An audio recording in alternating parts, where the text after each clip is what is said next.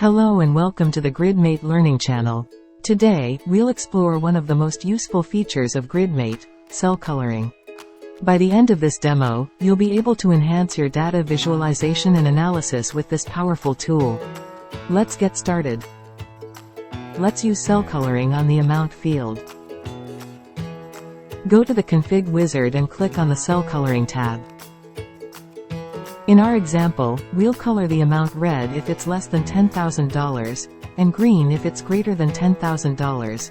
Feel free to create your own criteria.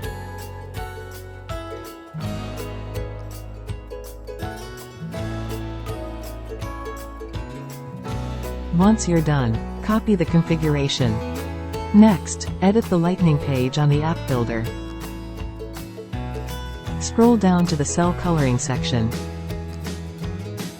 Paste the configuration there and click Save. Let's go back. Perfect. The amount field is now colored based on the criteria we set. Thank you for watching.